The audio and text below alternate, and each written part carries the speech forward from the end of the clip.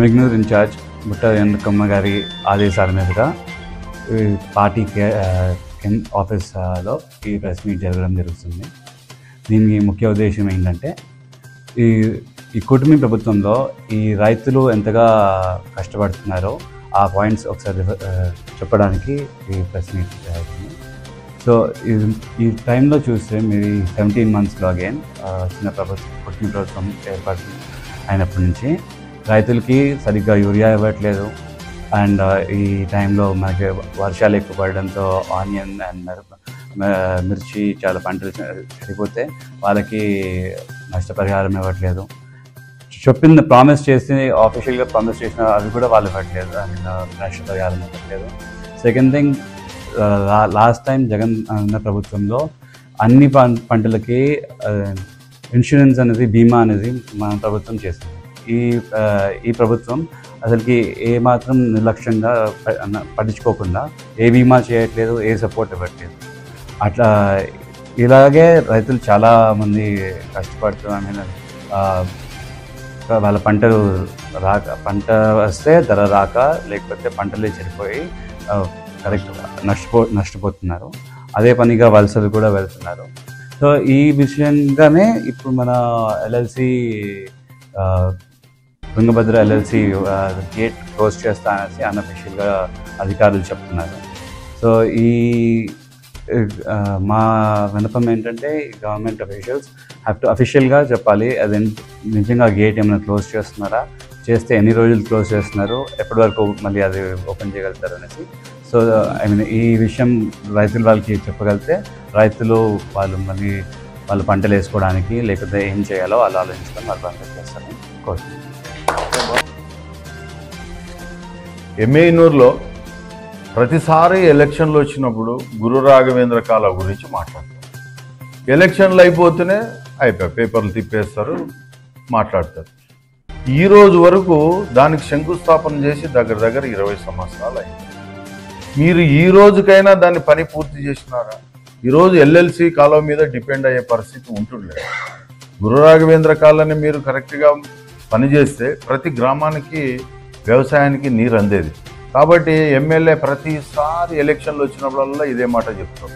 ఇప్పుడు మొదట మీరే అధికారంలో ఉన్నారు, మీ పార్టీ నాయకులతో మాట్లాడి, ముఖ్యమంత్రితో మాట్లాడి ఫండ్స్ తీసుకొచ్చి నీకు అవకాశం ఇచ్చింది కదా ఇప్పుడు మళ్ళీ ప్రజలు.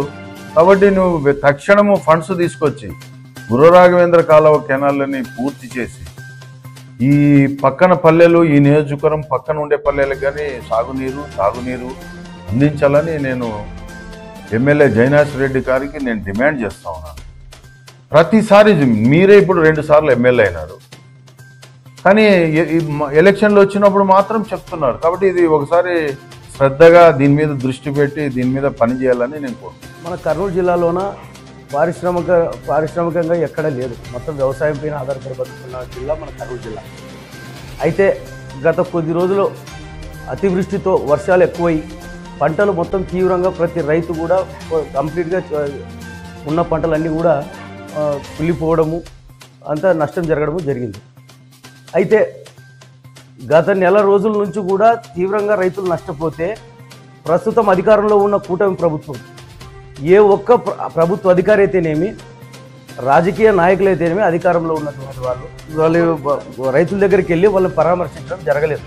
తర్వాత ఇక్కడ ఏ రకంగా అయితే ఇప్పుడు మనకు ఉన్నటువంటి జీవనాడి ఏదైనా ఉందంటే తుంగభద్ర ఎల్ఎల్సి కాలువ. ఈ తుంగభద్ర ఎల్ఎల్సి కాలువ కూడా అక్కడ ఏదో గేట్లు రిపేర్ చేస్తామని చెప్తున్నారు. ఈ కాలువ కూడా ఎప్పటిదాకా మాకు పారుతుందనేది రైతులకు కూడా కనీసం వాళ్ళు ఈ డేట్ వరకు మేము నీళ్లు పారిస్తామని చెప్పేసి కూడా గట్టిగా చెప్పలేకపోతున్నారు. ఎందుకంటే మిరప వేసుకున్న రైతులు మిరపలన్నీ కూడా కుళ్ళిపోయినాయి, పత్తులు వేసుకున్న టైంలో కూడా పత్తులన్నీ కుళ్ళిపోయినాయి. రైతులు తీవ్రంగా నష్టపోయినారు. రైతులకు ఎలాంటి ఆర్థిక సాయం కూడా చేయలేదు ప్రభుత్వం. ఇటువంటి కూటమి ప్రభుత్వము కనీసము రైతుల మీద ఇంత వివక్ష ఎందుకు అనేది కూడా అర్థం కాకుండా ఉంది. ఈ రైతుల్ని ఖచ్చితంగా ఆదుకోవాలని చెప్పేసి వైఎస్ఆర్ కాంగ్రెస్ పార్టీ తరఫున మేము డిమాండ్ చేస్తున్నాము. ఖచ్చితంగా ప్రతి ఒక్క అధికారి కూడా ఈ ఎల్ఎల్సి కాలువ ఎప్పుడు దాకా పారుతుంది అనేది ఖచ్చితంగా రైతులకు తెలియజేయాలా.